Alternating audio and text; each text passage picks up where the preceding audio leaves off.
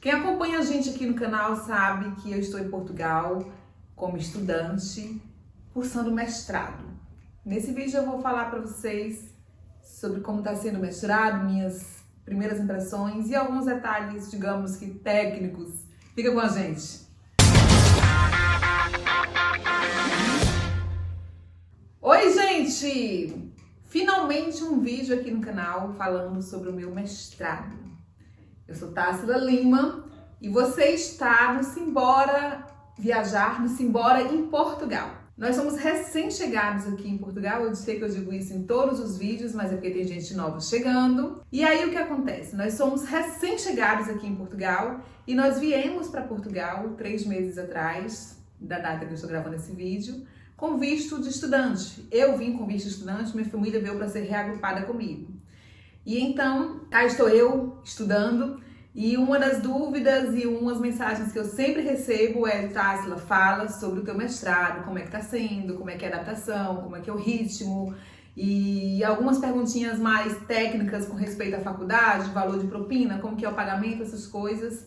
E eu estava devendo esse vídeo aqui no canal, certo? Se você é novo por aqui e ainda não é inscrito, você já pode começar se inscrevendo no canal para acompanhar a nossa trajetória aqui em Portugal. Deixando seu like nesse vídeo, e o like não é só para quem não é inscrito, o like é para quem já é inscrito também. Se você está assistindo esse vídeo, deixa o seu like aqui, e se tem alguma dúvida, algo relevante para acrescentar, pode colocar aí nos comentários, tá bom? Vamos lá, eu demorei a gravar esse vídeo, demorei assim relativamente, porque eu queria ter uma opinião um pouco mais consistente, formada, para vir e dizer o que eu tenho percebido do ritmo, enfim, e as minhas percepções mais, de uma forma mais coerente, mais assertivas, nem sei o que dizer. Mas vamos lá. Primeira coisa, existe um vídeo aqui no canal já de antes de eu vir para Portugal, em que eu já narrei e expliquei todo o processo de candidatura para cursar mestrado aqui em Portugal, certo? Esse vídeo eu vou localizar e vou colocar nos cards aqui, mas qualquer coisa, você dá uma fuçada aí, uma procurada no canal que já tem esse vídeo, de como foi o processo seletivo. E aí, eu vou então passar essa parte do processo seletivo aqui nesse vídeo de uma forma mais rápida pra gente não perder muito tempo. Vamos lá, o processo seletivo, primeira coisa que eu posso dizer é que o processo seletivo, o processo de candidatura para cursar mestrado, ele foi inteiramente online, ele não foi presencial, certo? No caso dessa universidade onde eu estou cursando. Esse vídeo tem muito a minha trajetória e as minhas impressões. O ideal de quem está procurando vir para Portugal como estudante é procurar na universidade, no curso que a pessoa deseja, como que funciona, procurar o edital de candidatura e como que funciona a candidatura naquela universidade, porque os processos vão ser diferentes de uma universidade para outra. Então meu processo foi todo online, eu submeti a documentação online, eu submeti carta de intenção, currículo acadêmico, tudo dentro dos prazos online, fiz o pagamento da taxa de candidatura, tudo ainda estando no Brasil, certo? Isso porque se trata de um mestrado. Eu recebo também muitas perguntas sobre o processo de candidatura e de seleção de um aluno que quer cursar a primeira graduação aqui. E aí eu não tenho muito conhecimento sobre isso ainda. Eu sei que admite-se também em algumas universidades as notas do Enem. Mas enfim, todo o meu processo de candidatura foi online, certo? E saiu o resultado. Quando sair o resultado, a gente efetua então a matrícula e aí sim a gente submete de novo os documentos, e dessa vez os documentos apostilados, certo? Diploma, histórico escolar, todos os documentos que a faculdade pediu a título de matrícula, eu submeti eles apostilados. Já tem vídeo aqui no canal também falando sobre o que é a apostila de AIA, certo? E aí uma coisa interessante que eu acho que eu devo pontuar é que, no meu caso, para o curso que eu estou cursando na minha área, não foi necessário fazer equivalência de diploma. E deixa eu adiantar logo qual é a área que eu estou cursando. Eu faço mestrado em marketing na Universidade do Porto, na Faculdade de Economia da Universidade do Porto, aqui no Distrito do Porto, em Portugal, certo? Para minha área, não precisa fazer equivalência de diploma. Dependendo da área, creio eu, que áreas mais exatas, talvez o pessoal eu não tenho certeza, tá? Talvez alguém de engenharia ou de contabilidade ou de direito, não sei, dependendo da área e do que a pessoa vai precisar, do curso que a pessoa está pretendendo fazer, pode haver necessidade de fazer equivalência de diploma. No meu caso, não foi necessário, então eu não preciso pontuar aqui esse processo para vocês, certo? Então, fiz a candidatura online, fiz a matrícula online, submeti os documentos devidamente apostilados, não havia necessidade de fazer validação ou equivalência do diploma. E aí, então, eu peço da universidade uma carta de aceite, que é o documento oficial que diz que eu fui, de fato, matriculada naquela universidade. E é esse documento que foi admitido no consulado para fins de solicitação do meu visto, certo? Eu podia ter só impresso a tela do computador ou um documento disponibilizado já ali no alto da minha matrícula, mas o consulado não aceitou. E esse foi o caso do meu processo. Eu não sei, né, pode acontecer de forma diferente. Eu precisei solicitar essa carta e a faculdade mandou essa carta para mim via correios. E ela tinha que ir, inclusive, com a assinatura e o carimbozinho da universidade. Não podia ser algo impresso virtualmente, certo? Repito, no meu processo. E aí, só então, de posse desse documento, é que eu consegui fazer a minha aplicação do visto, solicitar o visto, certo? Algumas perguntas que eu recebo são muito nesse sentido. Infelizmente, o processo é esse. Você só consegue solicitar o visto quando você já foi aceito na universidade, quando você já está matriculado naquela universidade, certo? Então, eu paguei a taxa de matrícula na universidade. E no caso da universidade que eu optei, eu prestei candidatura em 2 universidades, fui aprovada nas 2, mas eu optei pela Universidade do Porto. No caso da Universidade do Porto, a minha taxa de matrícula seria o equivalente à primeira propina, a primeira mensalidade. E aí a gente vai falar sobre as mensalidades um pouco mais à frente. Ok? Uma coisa interessante para pontuar é que o meu curso tem duração de 2 anos, mas a minha primeira matrícula, ela é anual. Então, eu matriculei para 1 ano e vou matricular quando finalizar esse ano e for devidamente aprovada, creio eu, né? Estamos trabalhando para isso. Vou me matricular no 2º ano, certo? E aí, então, por essa razão, o meu visto ele é um visto para 1 ano e para mais 1. Mas, por ser um curso de 2 anos, é um tipo de visto, uma modalidade de visto que me permite fazer o reagrupamento familiar dos meus agregados, certo? Para cursos inferiores a esse período, é bom verificar isso, não há essa possibilidade de fazer o reagrupamento familiar. E aí, falando das propinas, gente, no Brasil tem um sentido um pouco mais escuso, né?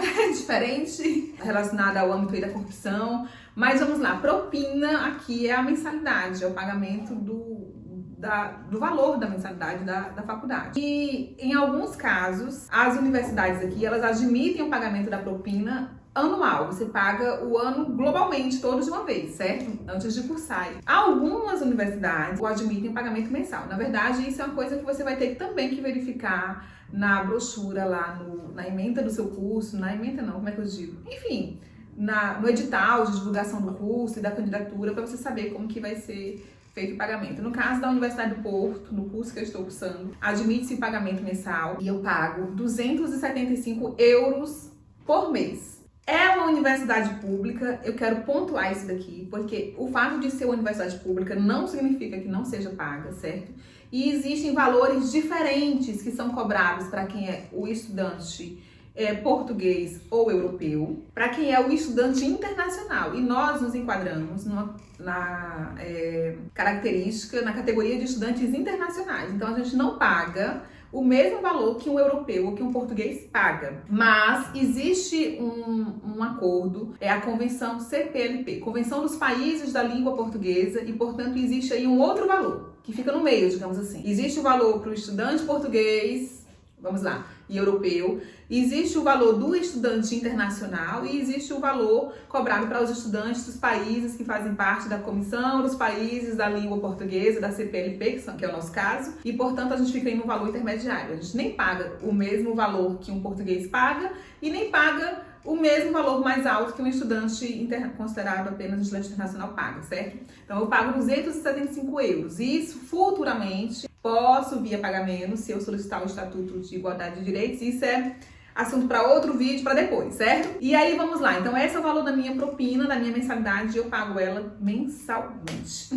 E aí, gente, o que acontece? Vamos falar agora sobre o regime das aulas. No meio dessa pandemia, uma das dúvidas que surgiram foi, tá, se as tuas aulas são presenciais? Sim, elas são presenciais. A faculdade adotou algumas medidas e para aquelas aulas em que as salas eram menores, vamos lá, algumas disciplinas eu estou com aulas em revezamento. Uma semana eu estou em sala de aula e na outra semana eu estou assistindo essas aulas online, compreende? Então assim, a turma se divide. Parte da turma está em sala de aula e na outra semana está assistindo online, enquanto aquela que estava na semana 1 assistindo online, agora na outra semana estará em sala de aula, compreendeu? Mas existe disciplina em que a sala é num auditório grande, então dá para a turma toda se reunir ao mesmo tempo, então as aulas são presenciais. Inclusive fizemos exame já agora, após o fechamento geral, após o dia 21, eu estava confusa aqui com as datas, que o governo decretou o fechamento das escolas e universidades também. Ainda assim, a gente chegou a fazer um teste, um exame presencial, que a universidade tinha essa prerrogativa de poder fazê-lo, certo? Outra questão que sempre surge nesse assunto é com relação ao idioma do curso, né? Quando você vai escolher o seu curso, o mestrado, a pós-graduação, o doutorado, você precisa verificar qual é a língua oficial daquele curso. E existem casos que o curso é todo em inglês, ou que o curso é todo português, ou que ele vai ser em inglês e português, ou vai ser em francês, enfim. Você precisa verificar qual é o idioma do curso. E o meu curso, o idioma dele é português. Mas existe muito material compartilhado no curso e nas aulas que são em inglês, certo? Existe bibliografia recomendada que é em inglês. A gente precisa ter essa percepção de que aqui na Europa o inglês, ele é praticamente um idioma base, digamos assim. Nas escolas se estuda ele com muita eficiência. Portanto, eu não percebo entre os meus colegas portugueses dificuldade com o inglês. A gente que vem de uma formação, de uma educação onde o inglês não é forte na nossa escola primária, na nossa escola, enfim, na escola de um modo geral, a gente enfrenta essa dificuldade. Então, mesmo que o curso, no caso do meu curso, mesmo que a língua do meu curso seja em português, o inglês se faz necessário também. Obviamente que, por exemplo, a título de um teste, os professores eles vão aplicar o teste todo em português, mas muitas das coisas que a gente acaba discutindo e estudando em salas de aula, o material também está em inglês, então uma hora ou outra a gente vai precisar do inglês ali um pouquinho, ou no mínimo de fazer uso de um bom tradutor, né? Faz parte. E uma questão que eu quero colocar aqui também é que a avaliação, os exames, os trabalhos, diferente do Brasil, que a nossa média, a nossa nota vai de 0 a 10, aqui ela vai de 0 a 20, certo? E no caso do curso que eu estou fazendo, o mestrado em marketing, cada disciplina, os professores têm métodos próprios de avaliar. Existe disciplina em que há um trabalho em equipe, esse trabalho vale 60% da nota e o exame vale 40%, ou existe disciplina em que há 2 trabalhos e cada trabalho vale 25, com mais 25, e o exame vale 50, enfim. Os professores têm seus próprios métodos, mas a nota vai do 0 ao 20, certo? A média mínima para ser aprovado, no caso da minha universidade, é 12, que seria no Brasil um 6, e que a gente rala para conseguir, honestamente. Vamos lá, e aí falando finalmente das minhas primeiras impressões, eu acho que esse vídeo tá um pouquinho longo, mas se faz necessário, eu não queria dividir ele em 2. Das minhas impressões de como tem sido o mestrado pra mim, certo, gente? Vamos lá. É assim,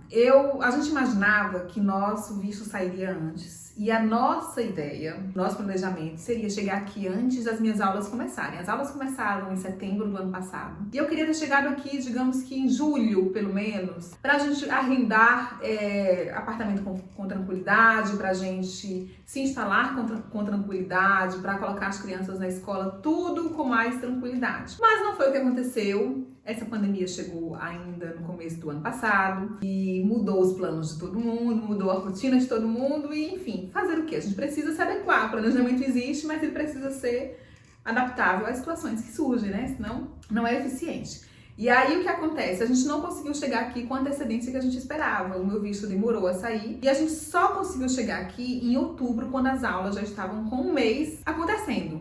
Então eu perdi um mês de aula. Então eu não quis gravar esse vídeo antes sobre como eu estava percebendo as aulas, as minhas primeiras impressões, porque esse começo foi muito tumultuado nesse sentido. Eu me cobro muito.